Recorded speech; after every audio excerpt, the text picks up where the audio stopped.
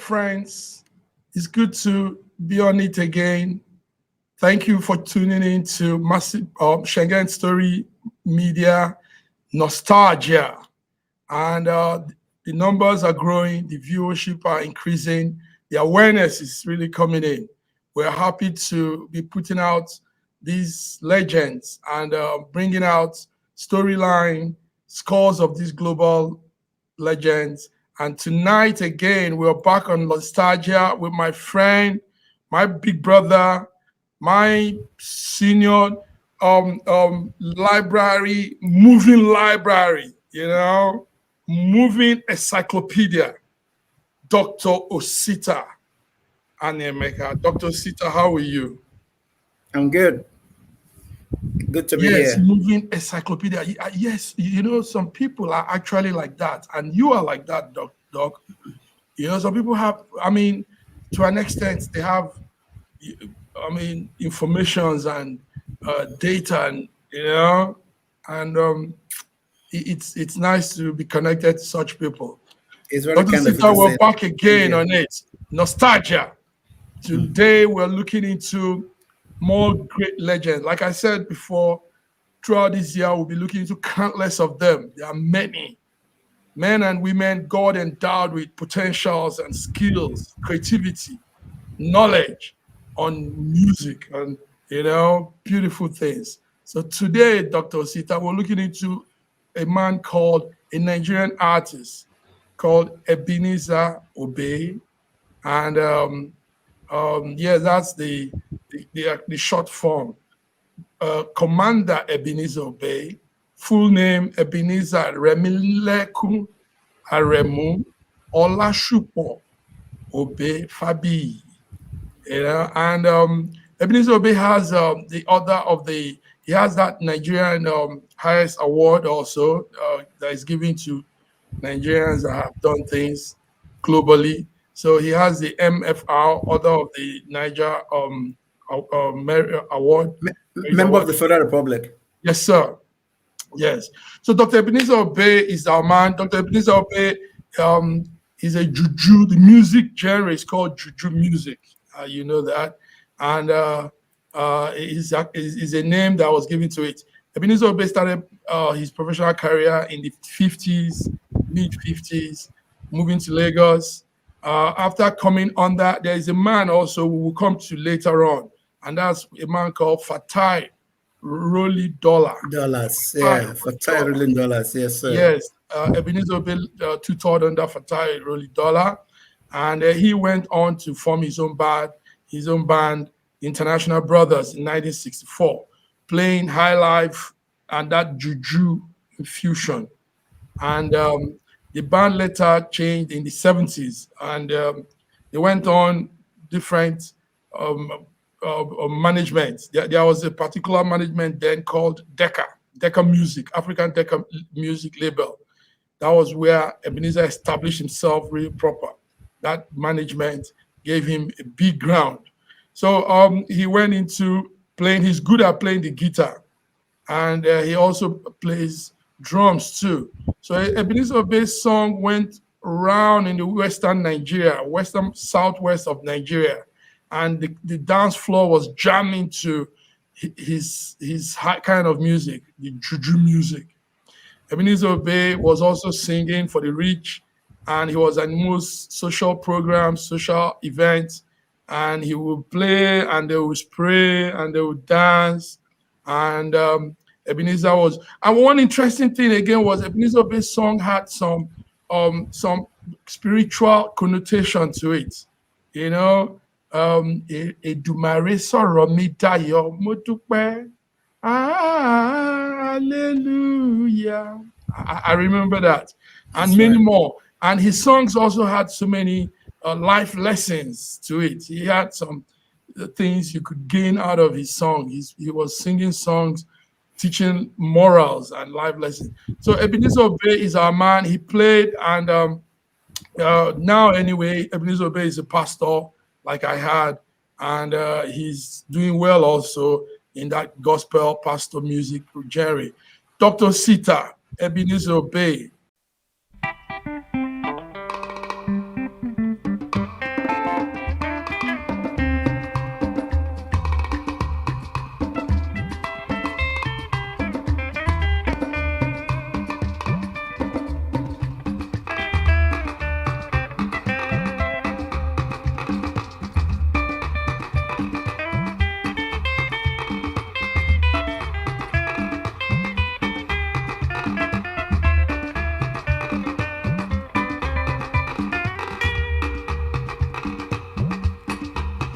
kò sọ́gbọ́n tó lè dá kò síwá tó léwu kò sọ́nà tó lè mọ̀ tó lè fi dáyé lọ́rùn o kò sọ́gbọ́n tó lè dá kò síwá tó léwu kò sọ́nà tó lè mọ̀ tó lè fi dáyé lọ́rùn o.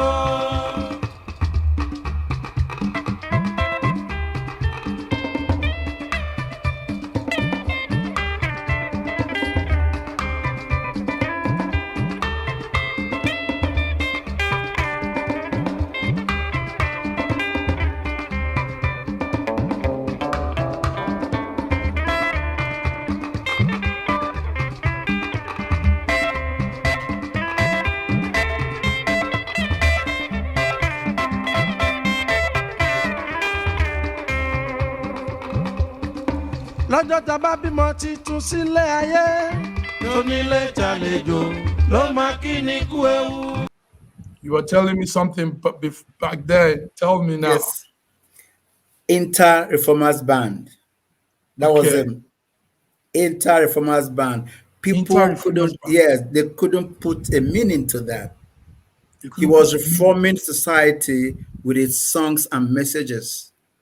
Yes, he played and was praise singing the rich, but he was also talking about society. He was highly spiritual. Even before he became pronounced as an evangelist, yes, he was always praising God. So it was so easy for him to move from secular music to Christian music, and both of them, because for him it was actually what he wanted to do. So Inter-Reformers Band, which became the very popular band, he even sang with his band, Inter-Reformers, wow, and so yes, yes. So yes, the man Ebenezer Obey was literally everything. People who loved him. People who didn't know him wanted to meet him. And then I met him twice. First, before he became an evangelist, and after he became an evangelist, I published this popular soft sell magazine called Passions Magazine, and my editors were all over him. They would go see. He was a very good man to deal with. You sit with him, and he would tell you stories. He will tell you about his family, about his achievements. Very humbly, not that he will boast, because he saw other people as always better, humbly better, and then he saw them too as people who will change the world and not him. But if you ask me, Ebenezer Obey changed the world for many people. Yes, he did. As a secular musician, he was very kind. He didn't find anything difficult in accepting people to his band, people who he would teach. And like you know him so well, he played the guitar so very well, just like Sonia did. Yes, at some point, people were trying to match them and say who is better than the other, but there was no ground for comparison. They were both geniuses, and they have their creative juice running in them. And for Ebenezer Obey, his stagecraft remained for a very long time. He would play, you would want to watch him, and he had the presence because he was a large man. Ebenezer Obey was just there, present at all times. Large. The truth about him also was that he was a proud African, proud Yoruba man. Yes, proud Nigerian. Yeah, you can't miss that anywhere he went to. And then it's easy for you to speak Yoruba to him because he will welcome it. Unlike some musicians who will go to international programs and they want to speak the language of the place. Once he recognizes a Yoruba amongst the crowd anywhere in the world, he goes down to his language because he felt that he would communicate better with his language. Yes. Ebenezer Obey was fantastic. Well, it was not in the sense that he's no longer fantastic, but when he was a secular musician, everybody was crowd for him. His audience never missed it, and he never failed to entertain his audience. He had this magic about him, kind magic about him. If you meet him, if you eyeball him and your eyes meet, you think he's an old friend because he has a way to express himself all the time. Yeah, all the time. Thank you so much. With journalists, who loved him, with his audience who loved him, he was present at all times.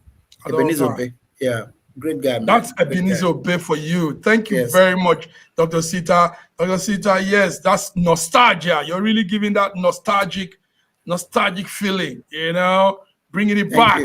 Bringing it back. Ebenezer Obey was the man. Playing the songs, putting life into people, you know, bringing morals into his music, teaching lessons also, and he went on and on. Yes, nostalgia is on, and we're here with it, looking into great legends that did a lot, and some of them are still alive. Some are there, sadly, some are not with us again, but their trademark lives on. And one of such is Oliver the Coque. Oliver. Yes, Oliver the Coque. Oliver the Coque, born April 1947, but sadly passed on 20th June 2008. Oliver the Coque was a Nigerian guitarist also, good with the guitar. You know, these were people that the world didn't know were even far better than some of what we have here in the West. The black man handles the guitar. He does it real wild. You know, Oliver was one of such, and he was a prolific recording artist. Oliver the Coque from Anambra State, a Zinifite in Anambra State. That's the southeast of Nigeria. The record has it that he started playing at the age of 11. And he was taught to play the guitar actually by a Congolese friend that was living at that time with them. And he played the guitar. Oliver the Coque was also an apprentice of, there were some music arts back then, you know, Sonny Agaga and Jacob Uluwale. And these were some of those artists then, and he learned some things from them too.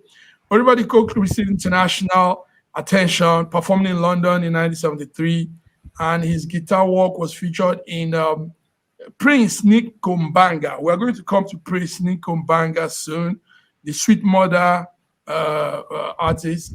And Oliver the Coque did a lot. He has a lot. The Ogene, his songs were noted to be Ogene genre. Ogene, that's the Igbo highlife, traditional kind of music with harmony and strings and all things put together.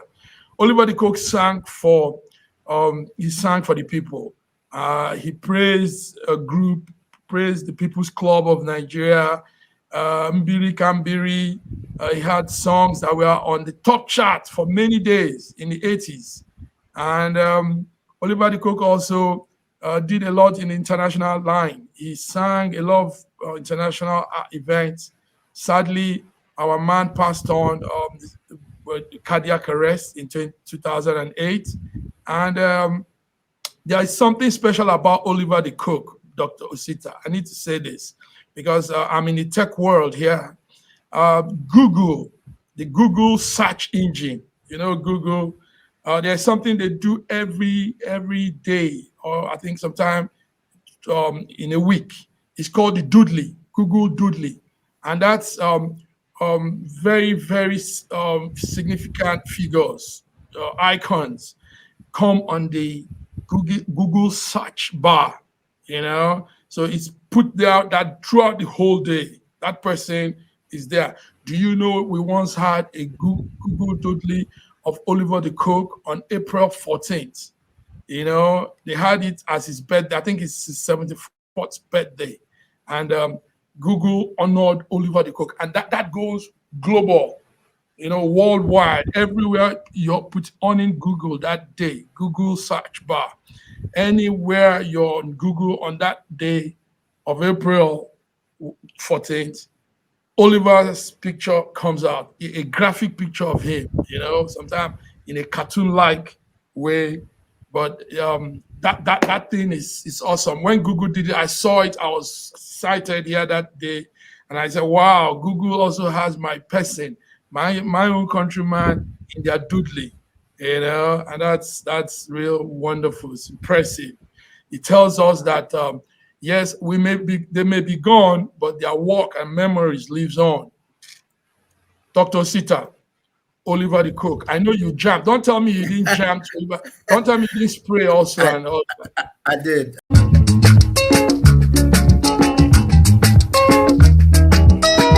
Louisiana.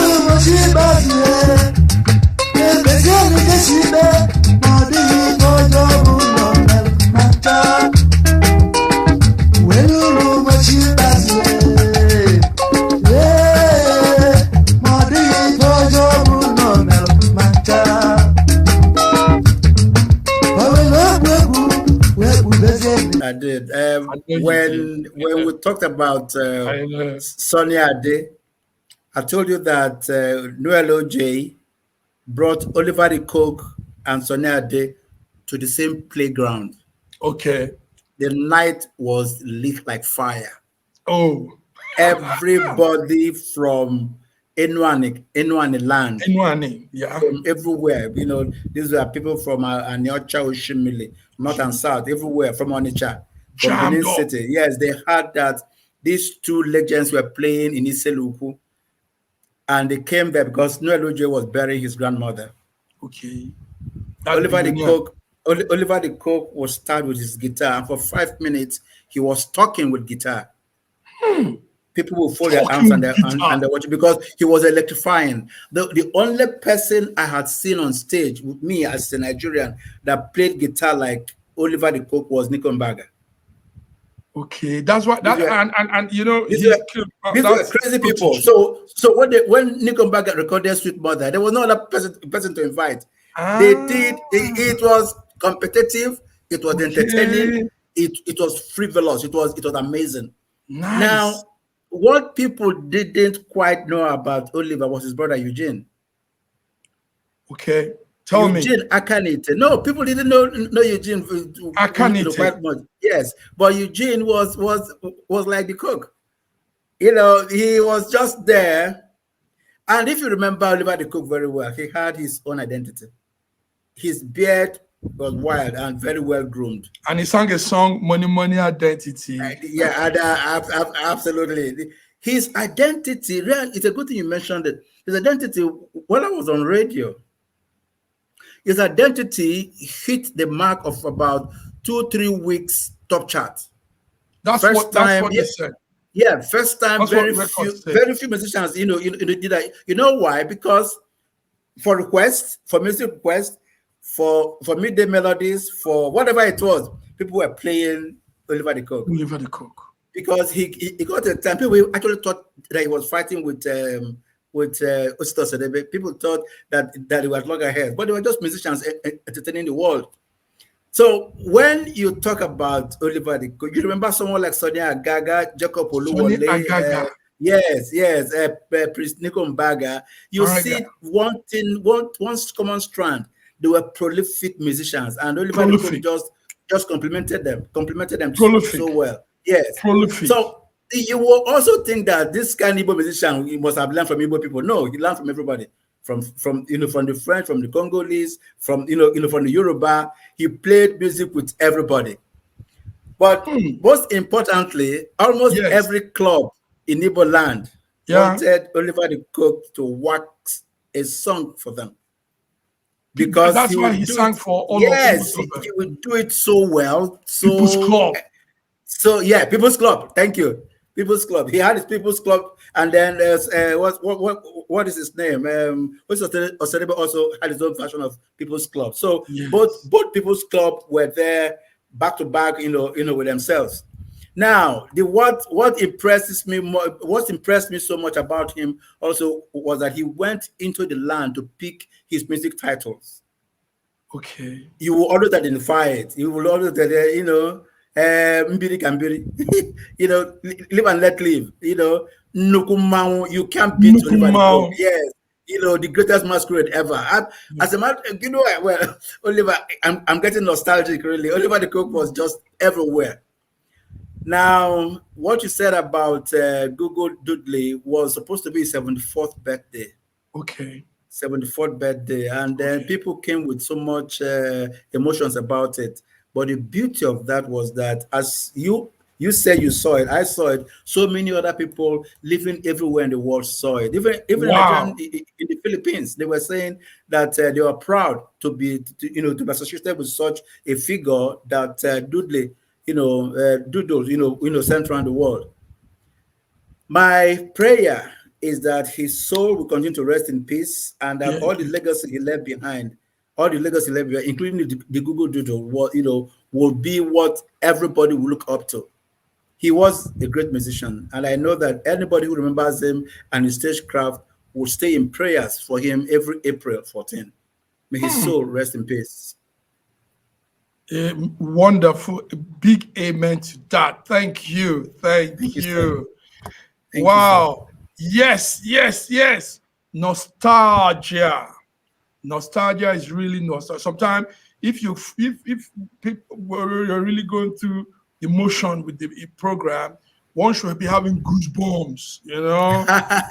Me, once in a while, when I remember some of them because of how close I was to them, it gives me nostalgia, really. The real nostalgic feelings. That's the thing. That's the amazing. thing. Yes, amazing. Dr. Osita. We have one man. Yes, many people might know him though, but people don't know that genre of music. He originated. He brought it to Nigeria.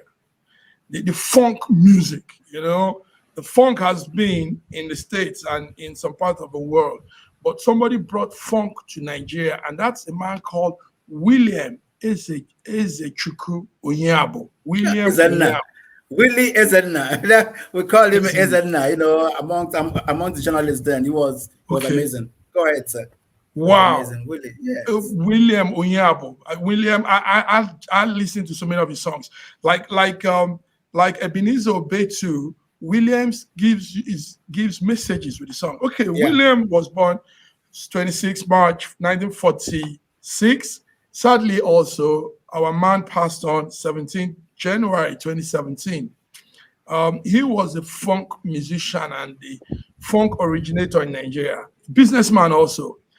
William Onyeabor was singing nice. His music was heard wide in Nigeria in the 70s and early 80s. Despite Willie's success, he remained private and very reclusive in his lifestyle, very close.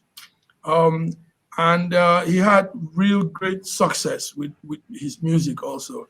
His music had effect on people, and sometimes the impact of this music will hit people to do the right thing, you know, to behave well, because after hearing the song, you want to say, okay, I've learned some lessons here. And William's song was very funk, what you call real funk, you know, rhythm and synthesized beats, those funk synthesizers. Occasionally also, William will sing with, will add some form of warlike tune to his song, you know, to that funk beat.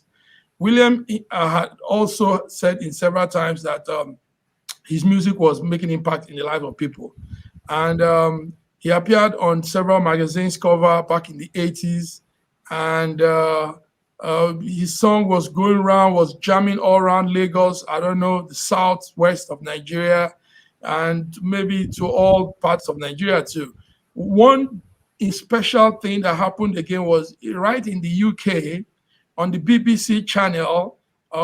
William's song was played on a particular show, and it was played because the show said they were using it to heal the world, you know. And William went far. William passed on sadly, but his children are there, and I heard one of the sons is also a musician, Charles Onyeabor. So William Onyeabor was the man. I grew up. I heard one of the songs, "When the going is good and good."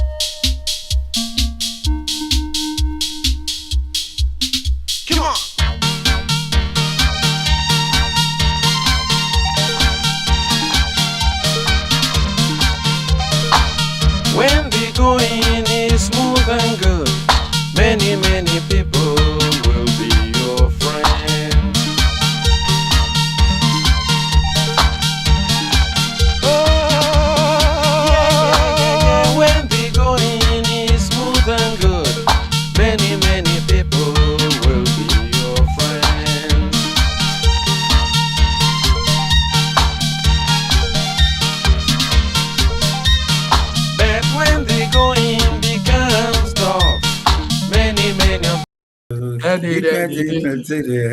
Dr. Sita, tell me Yes, about sir. William. Yes, sir. Tell me, Yes, I know sir. you wrote articles on William as a journalist. Yeah. I wrote some articles on William Onyeabor.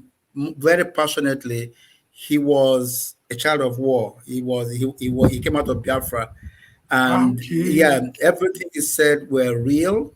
Everything he said were experiential.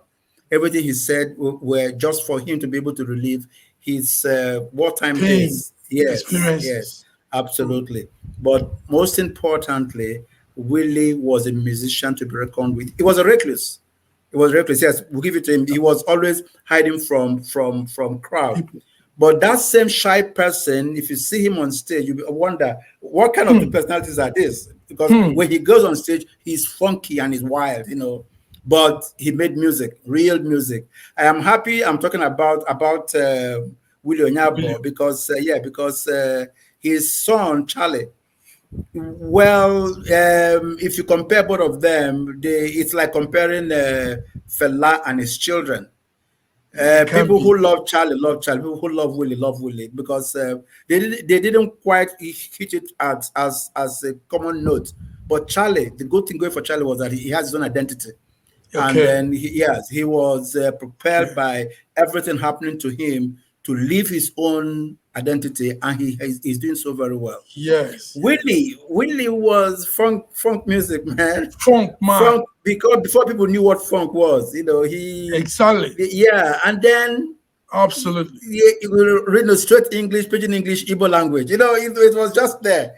Once the muse hits him, he writes a song. Whatever language it was. But coming out to perform, he knew the crowd and the audience and what they want to listen to at all times, because he was really, really in-depth, in-depth performer.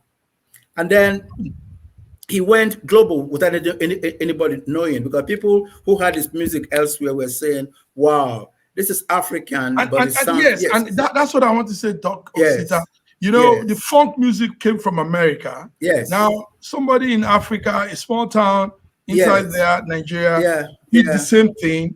And, boom, people were wondering. When he played Better Change Your World, I mean, it was everywhere. It was just there, hitting these airwaves like something else. Willie was great. I loved him so much. He played the kind of music I wanted to listen to. I haven't grown up myself, listening to all kinds of music. I saw his somewhere middle of the road from African music and Western music, and he stayed there for a very long time and made his impact. Playing from that middle of the road. Willie was a great man. I loved him so much. Nice. Yes, sir. Willie was a great man. Yeah. On this note, Dr. Sita, I want to thank you.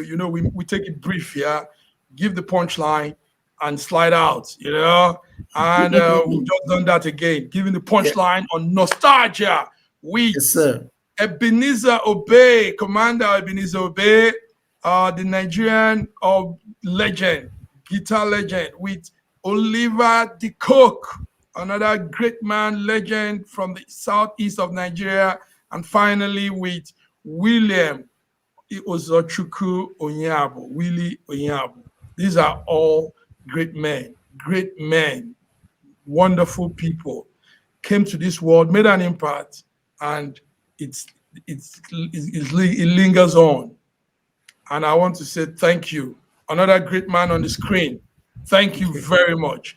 Thank you, because you can put out these words, details, and we're giving back people things some people might not know, and some people might know, but we're bringing it back to them.